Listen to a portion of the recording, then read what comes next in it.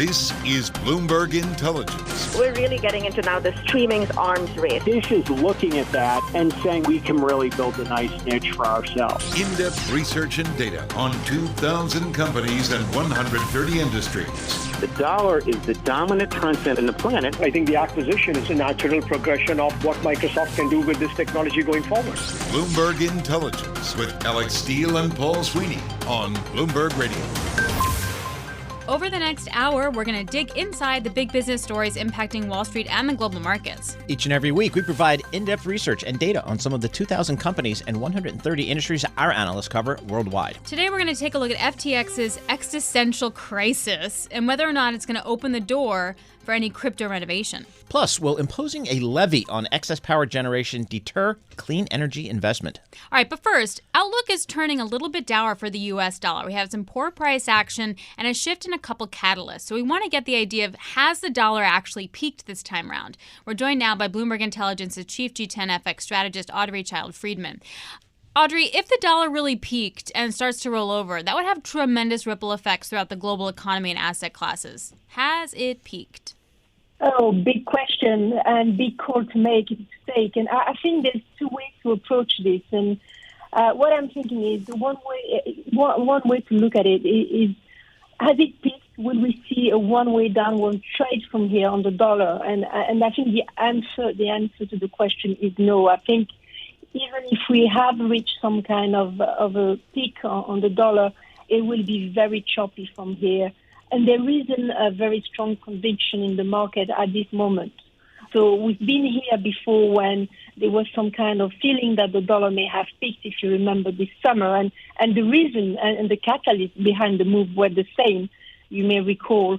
But then very quickly, and on particular on the U.S. yield story and the Fed story and expectation to less hawkish Fed expectation, but the Fed very quickly pushed back, and you remember that was during the summer into the Jackson Hole summit, and then we went back into a stronger dollar. So the question is it déjà vu? Will it be the same thing all over again? And that's kind of where I come out, Audrey. I mean, every time I speak to a FX expert like yourself, I always say, is there a credible bear case for the dollar out there in the marketplace? So you have to think about what could trigger this move lower in the dollar. So we already touched on the yield story, on the Fed.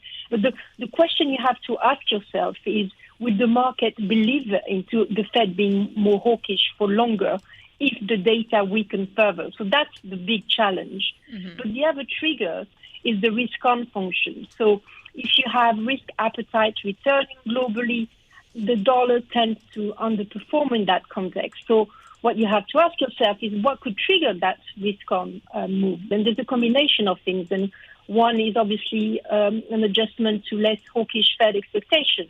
And we've touched on that already. But last week, for instance, when the dollar pulled back so much, there were also other catalysts in play. There was slightly better headlines coming out of Ukraine and Russia situation, with Russia and the U.S. kind of reported to talk again on the situation. And obviously the other big story and headline was the China reopening. So this is something I think that will be very relevant in establishing what kind of risk appetite we have in the market globally. I guess, Audrey, if we need to make a distinction with the dollar peaking or just not going up any higher, would a dollar that's not on some kind of enormous star-shooting rise be helpful? Exactly. I think that's where we are all kind of ready to settle to the fact that, maybe the dollar has found some kind of a peak, but at least what I'm thinking anyway is that I can't see it recovering the 6% pullback that we had, plus adding on another 5 or 10% upside from here. For that scenario to happen, I think the world would have to be in a pretty bad place. And this is not my current working assumption. So, Audrey, if we were to see, a noticeable weakening in the dollar, what currencies would benefit from that? Would it be the pound sterling, the euro? Where would we look? So that's the other side of the puzzle. There's nothing particularly appealing in Europe or sterling at the moment. And I think that's why investors And strategists like myself are a little bit timid in saying, we've reached a peak in the dollar at this point. In terms of positioning, price action, dollar yen was where we've had the sharpest move on this latest dollar correction. I think that will continue to be the case because the market was this year was so underweight yen, and the move had been so stretched that there's still some correction and just some unwinding of those trades. It doesn't mean that you have to become super bearish the dollar, but you just probably decide to take profit. You've had a very good year. You've been long dollar. You kind of feel that the price action is changing at least, and you acknowledge that, and you just close your books. And that can have quite a big impact on the currency market. Yeah, and then there's the dollar funding, too. Like that whole story, I feel like kicks up in December. Quickly, what is your favorite call for 2023 so far? So if we stick to the view and we agree that the dollar has reached a peak, I think dollar yen downside continues to be the one that I would prefer early in the year. Mm-hmm. And then, of course, if the situation improves in Europe, and then there's a big catching up trade to do on the European side of things. And I think, that could be the surprise view into 2023. But I'm afraid to say that we don't have yet enough positive elements to come up to that conclusion.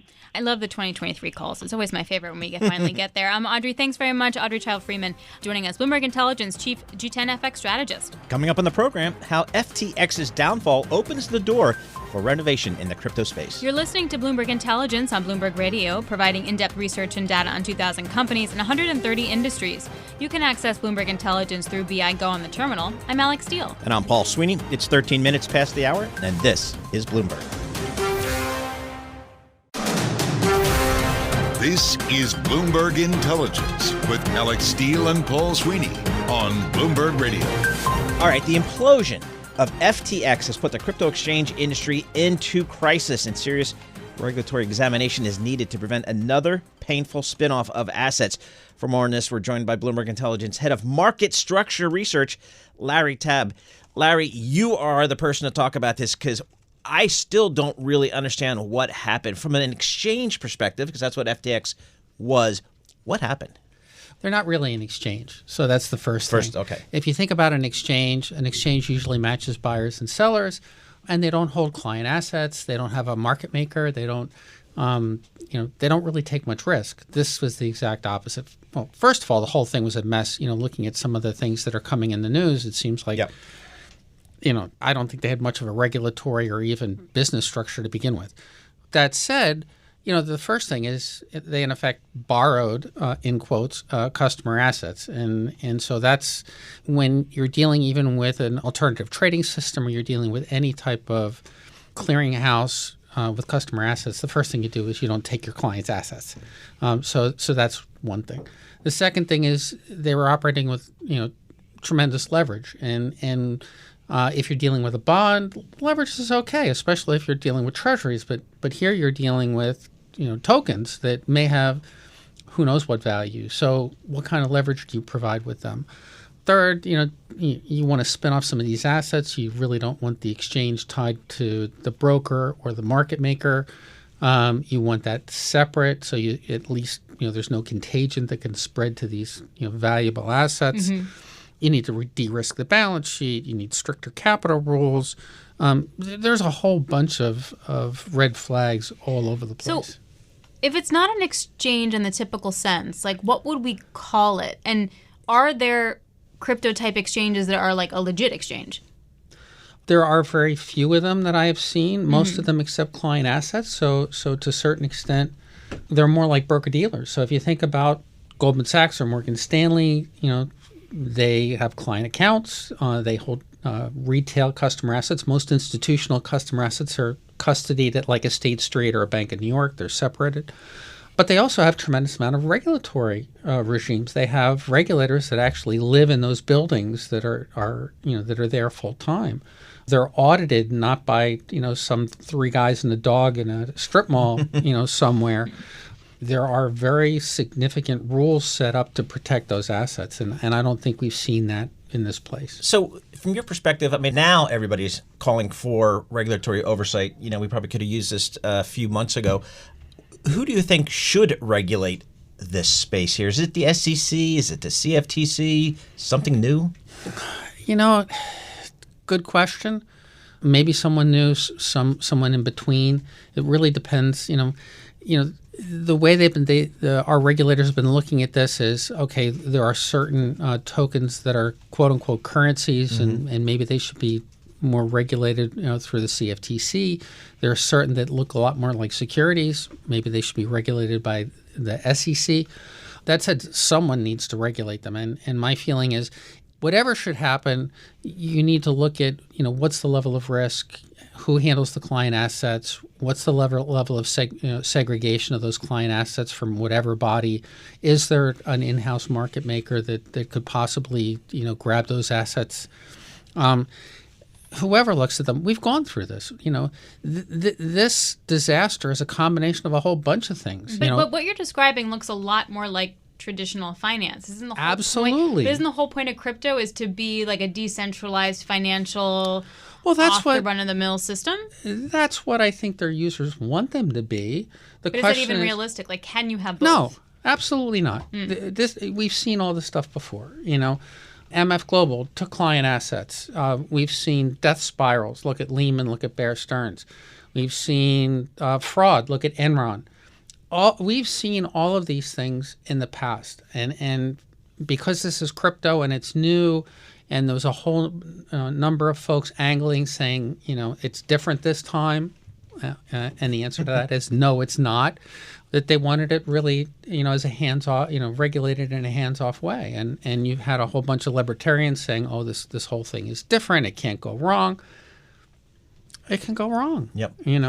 Based upon a lot of this is leverage based. Yeah, so we've seen that before. Yep. If everybody is holding assets and they can't be leveraged and they can't be borrowed against, then all you do is you lose what you've put in. Mm-hmm. Right. Mm-hmm. Whereas if all of a sudden you're borrowing money against these assets, then small movements can create big impacts. Based upon what we know now, do you think there was fraud here? Looking at some of the things, how can there not be?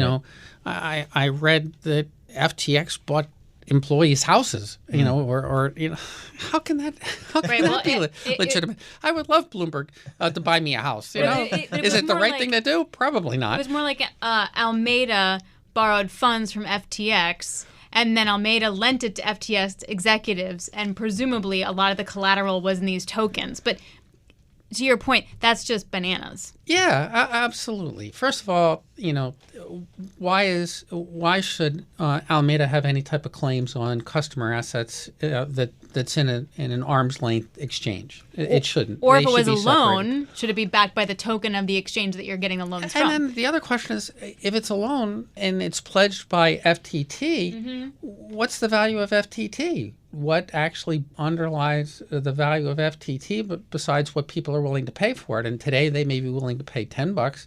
Who says tomorrow they're only willing to pay 1 cent? Feels like $10 is a big deal at this point. If they could How get about 10 the existing exchanges? Should they take on some of this crypto trading, or is that just defeating the purpose anyway? Regulated the way they are today, I don't have a problem with this whole infrastructure. Actually, I have a problem with the infrastructure. But if, let's just say, NASDAQ or New York wanted to trade crypto in their current infrastructure, I don't have an issue with that, because all they would be doing is bring together buyer and seller, and then the settlement would be in a third-party entity. The question then becomes is, in that third-party entity that's holding custody of those assets, who's valuing them? Are they leveraged? Who has a claim on them? Are they wholly owned? Things like that. And if they were fully paid for customer assets held in an arm's length or third-party, depository with no leverage, chances are it's not a tremendously risky situation, right, especially for an exchange that just brings you two guys together, says the price is 10, and that's it. All right, take their cut.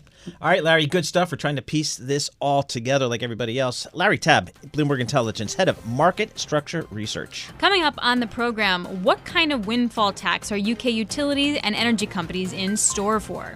You're listening to Bloomberg Intelligence on Bloomberg Radio, providing in-depth research and data on 2,000 companies and 130 industries. You can access Bloomberg Intelligence via BIGO on the terminal. I'm Paul Sweeney. And I'm Alex Steele. It's 25 minutes past the hour, and this is Bloomberg. You're listening to Bloomberg Intelligence with Alex Steele and Paul Sweeney on Bloomberg Radio.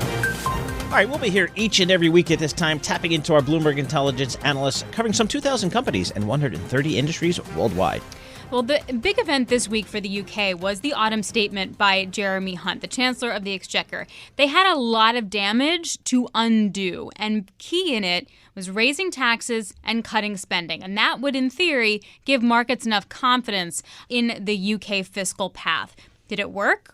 Where are the areas where that got hit pretty hard? So let's welcome Bloomberg Intelligence energy analyst Patricio Alvarez joining us. Patricio, what did we learn from UK utilities and energy firms when it comes to the Chancellor's autumn budget?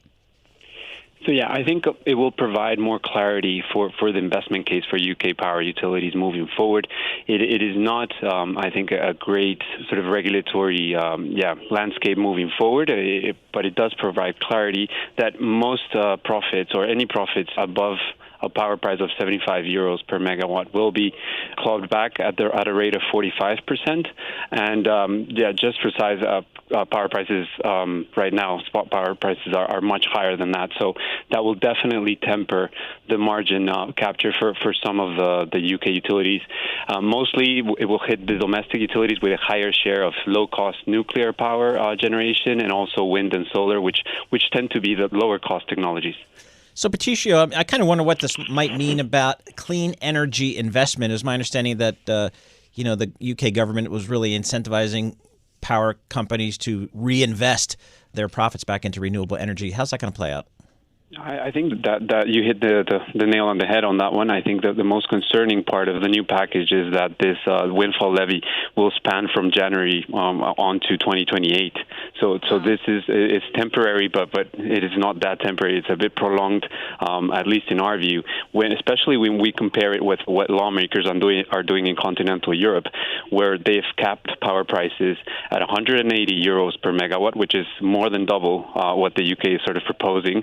And also, it's a temporary levy or cap that will only span through the middle of next year. So I think it's a bit more drastic than continental Europe, and it will spook, I think, especially new investors. The investors that want to invest into wind and solar will have to sort of unmetal all this regulatory uncertainty until we see, so that we see sort of a pickup in wind and solar investments, I think, in the future. Has this windfall tax been, in some respects, priced in? I think at this stage, most of the regulatory risk would have been priced in, especially because the UK budget has clarified all the rules and the scope. So this is a levy that will hit generators with wind and solar and nuclear, and mostly with legacy assets, so assets that benefited from subsidies in the past. So the legislation will come out soon and sort of clarify that, but it seems that it will only affect those having invested in renewables a couple years back rather than the new investments. And another thing that is important to highlight is that UK utilities will be able to offset some of that tax with an investment incentive, so they can deduct their taxable base based on the new investments in renewables. So, and in that front, I think UK power utilities are at the forefront, especially when you compare them to oil and gas companies. That we also saw an increased tax, increasing from 25 to 35% on windfall profits for oil companies.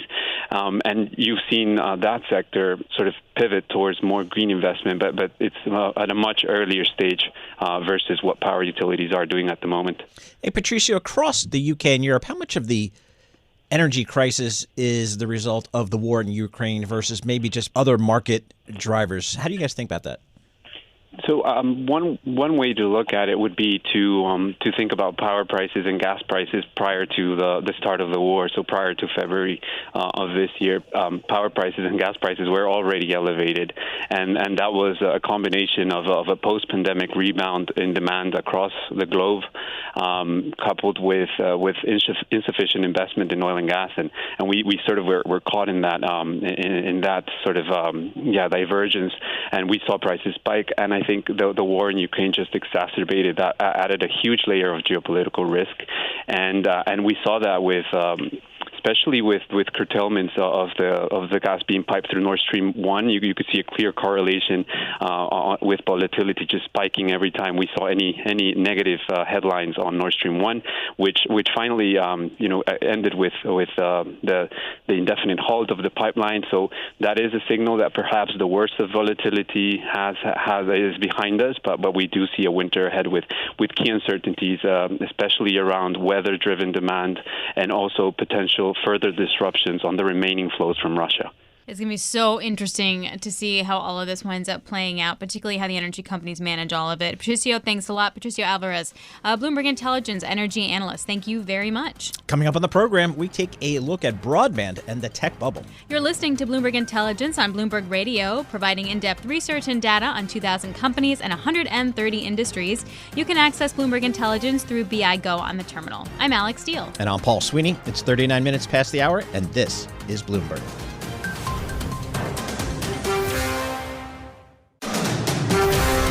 You're listening to Bloomberg Intelligence with Alex Steele and Paul Sweeney on Bloomberg Radio. TMT, technology, media, and telecommunications. Those stocks were just the darlings, really, since the great financial crisis, just ripping valuations to match. But maybe that bubble has popped. For more, we bring in Bloomberg Intelligence Chief Equity Strategist Gina Martin Adam. Gina, tell me it ain't so. I love my TMT space. Yeah. Well, there's some interesting things happening in TMT. After the bubble has popped, we do see that the TMT space at large is actually trading now at pre-pandemic valuations.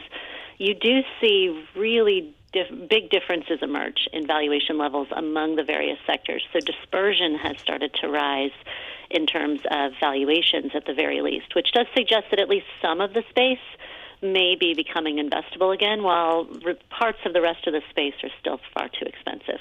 How much of it is macro versus micro for this space? I think it's a combination. What started out this year, Alex, as really macro has become much more micro. So what started out as a bubble popping because interest rates were rising, really deflating the case for long-duration assets at large, especially some of the companies in this group that are very long-duration cash flow companies, that has morphed into a much bigger earnings story. Likewise, when you look at the communication stocks specifically, what started out last year at this time as more of a Netflix and Facebook-specific earnings story has become a broad communications sector earnings problem as the space has really struggled to produce any earnings growth this year. It's becoming a bigger problem for the entire TMT group, where earnings trends are deteriorating really rapidly across this space, much more so than for the S&P 500 at large. And the TMT space and even the market in general has really been dominated, it seems like, by some of these mega cap names, whether it's a Google or an Amazon or an Apple. But when you strip out some of those names, how's the space look? Is it cheap yet?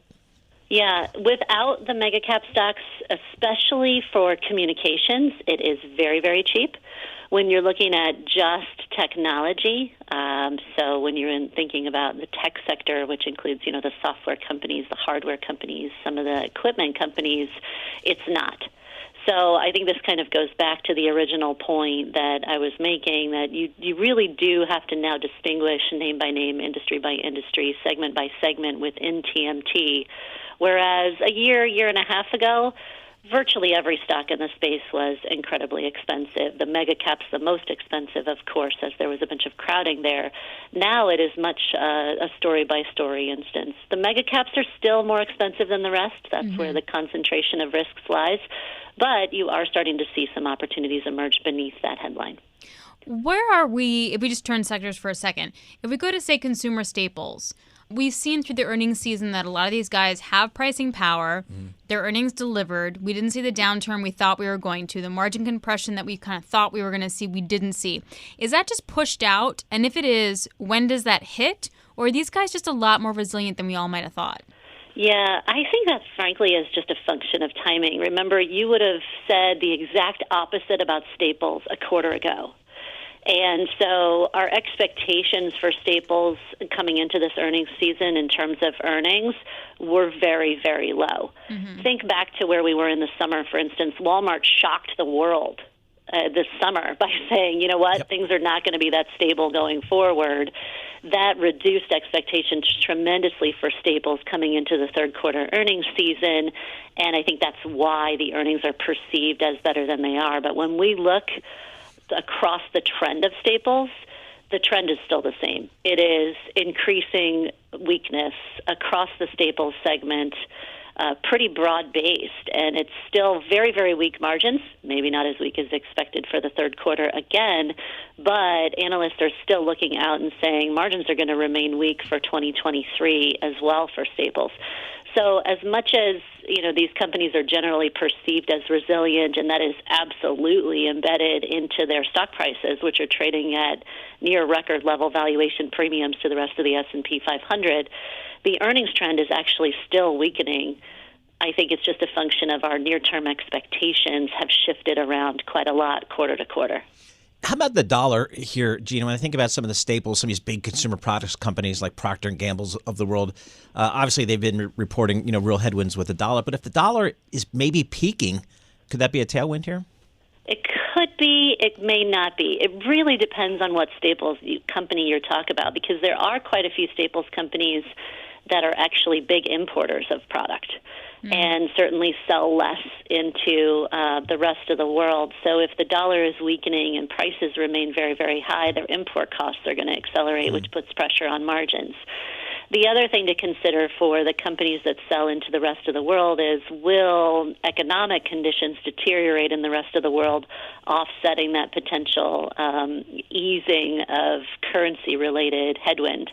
And that's still a big question mark, right? So you've got something like a Procter & Gamble, which sells quite a bit into Europe. If European economic conditions deteriorate while the dollar is falling, it's a very different story than European economic growth remains resilient and strong while the dollar's falling. So I think you have to kind of balance those two macro risks. All right, Gina, always wonderful to catch up. Gina Martin Adam, Bloomberg Intelligence Chief Equity Strategist. All right, keeping with tech, let's now turn to the cable's brutal year in broadband, which may just extend into 2023. For more, we welcome Bloomberg Intelligence Senior Media Analyst Geetha Ranganathan. Geetha, this was it for the cable stocks, the cable companies. Broadband was their growth story. Yeah, they were losing video subscribers, but boy, they were making a lot more money with these high-speed internet customers. What's going on? Yeah, so it's really, as you pointed out, it's just been a brutal, brutal year for these cable companies. If you just look at the stock prices, it's down almost 50% year to date. And what we've really seen is, broadband growth, broadband subscriber growth has really kind of gone from this pandemic surge when, of course, everybody was kind of working from home, schooling from home. You needed that high-speed internet connection. And we saw a lot of pull forward. And now we're in a period when there's no growth. In fact, there's even some negative growth in some of these cable names, which has just led to so much of fear amongst investors. So that's so interesting. I never would have thought of cable providers being a pandemic winner. I always would think of a Netflix or, Peloton. A Peloton. Yeah, exactly. So how long can this weakness then extend? So it's kind of been this really strange confluence of factors. So after the pandemic surge, what most of these cable operators have spoken about is really low new household formation, and that's really a big source of subscriber growth. And they're also talking about very low moving activity, and if you don't move, then you obviously don't switch your operators. So again, much fewer selling opportunities for these cable operators. But really, I think the biggest blow to them through this year has been very, very intense competition from the telecom operators. And there are really two things that the telecom operators are doing that is pressuring the cable stock. So one is they're all rolling out fiber, and that is basically a superior product to cable broadband, because while cable broadband is very competitive in terms of download speeds, on the upload speeds, they really lag fiber pretty substantially. So fiber is able to deliver 1 gig symmetric upload and download speeds. With cable, it's more like about 30 to 40 megabits per second. So obviously a huge, huge difference. And so, customers then definitely kind of prefer the fiber product. But more than that, it's really been this new kid on the block, which has been fixed wireless access. And what these telecom operators have done is they've kind of got a lot of spectrum. They're using this new 5G technology to now deliver internet connections to maybe households that were not able to have internet connections in the past. And that's kind of really pressuring the cable broadband story pretty substantially. Boy, it's always been a competitive game between the cable companies and the telcos. And now this fixed wireless, that's kind of a new technology for the industry to kind of deal with. How is that technology? Where is it being successful? Is it a price point differential? What's this big selling point? Yeah, it's actually a little bit of all of the above, Paul. So fixed wireless access, they call it FWA.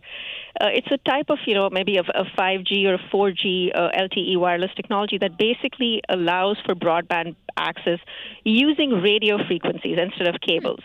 So now you're able to connect homes and businesses to the internet in rural areas or in areas that are typically known as digital deserts where it doesn't make financial sense or where it's simply impossible to lay cables. So we're seeing a lot of uptick in a lot of the underserved populations. But T-Mobile and Verizon are really the main providers right now. They're racking up tens of thousands of subscribers, hundreds of thousands of subscribers, and they're really competing on price. So they're charging about $50 a month versus a typical cable broadband subscription, which costs about $75. So to that point, you mentioned Verizon and you mentioned T-Mobile on this fixed wireless situation. But out of all these media guys, who are the ones that are doing the best and which are appropriately valued? That's a great question. So we've seen, valuations actually fall across the board. So if you look at cable companies, valuations have typically fallen about 25 to 30% over the past year. Now they're trading more like, telecom stocks. We've seen the same thing happen on the media side as well, where we've, seen at least a 20 to 25% dip in multiples across the board. It's hard to say. I mean, we're still kind of seeing how everything shakes out. But as of right now, I would say almost everything seems a little bit almost undervalued. All right, fair point. Hey, Geetha, really appreciate it. Really, I didn't know this fixed wireless thing. Geetha Ranganathan, Senior Media Analyst for Bloomberg Intelligence. Thank you very much. That's this week's edition of Bloomberg Intelligence on Bloomberg Radio, providing in-depth research and data on 2,000 companies and 130 industries. And remember, you can access Bloomberg Intelligence through BI Go on the terminal. I'm Alex Steele. And I'm Paul Sweeney. It's 57 minutes past the hour, and this is Bloomberg.